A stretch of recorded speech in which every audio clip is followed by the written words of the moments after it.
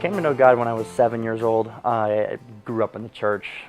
Mom and dad were both men's and women's ministers in the church, and so obviously I had all that exposure. And so when I was 7 years old, it was in our house. My parents had talked to me obviously about it and said, "Do you want to know Jesus?" And of course I said yes, like a little kid, and that's essentially how it happened. It wasn't until I was about 17 when I kind of started really to understand that, yeah, you have this relationship with Christ, and Christ loves you, and he cares for you and all that stuff, but you have a relationship with the creator of the universe.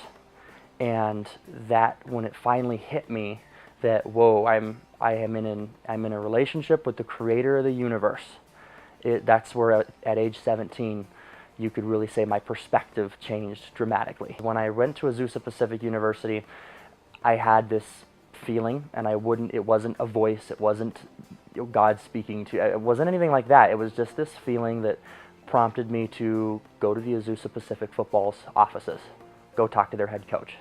I didn't know what I was going to say. I didn't even know. I mean, I was 18, just enrolled in the school. It's freshman year, have no idea. Walk in, and somehow out of my mouth I'm saying, I want to volunteer to be a member of your staff. I don't expect to be paid. I just want to learn how to coach football because that's what I love. Not knowing at the time God was going to use football as the vehicle, not only for me to mentor younger kids, but also change my life and continue deepening my relationship with Him. Sophomore year of college, that's also when my major in accounting changed to teaching, because the teaching and the coaching definitely go hand in hand when when you start to get that passion of mentoring younger kids. My decision to move back to Montana after college in California was a tough one because the path, I don't think, was very clear. And I think God basically had said, if you choose one or the other, as long as you're following me, I'll bless it, but there's one that's a bit better. And at the time, I didn't quite know. I really ended up saying, okay, well, I'll step out in faith and see what happens. And that really, when I moved back to Montana, and I was like, okay, I'm back here. There needs to be a couple extra years of college to get the teaching license because of the transition from California to Montana. What do we do? And to be honest, once I was back, God made everything fall in place. I landed a teaching job at St. Regis, and it's a very small school, very small community.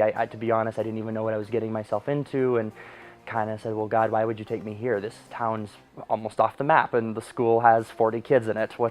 Why would we, for high school, why would you?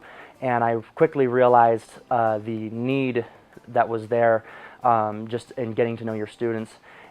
And really, God just put it on my heart to start loving these kids and to go the extra mile for them. And in return, it was a way, I think, that, God's trying to use me and use that passion for sports and for teaching to reach the kids. Not in a way that says, that's passing out tracts or anything, more in a way of just, hey, I care about you, and hey, I'm here for you. And that's, I would say, that's where He's taking me right now. And it's a crazy journey, to be honest. Sometimes I don't even know what's going to happen the next day. I wake up and things happen, and it's a crazy story that just keeps going.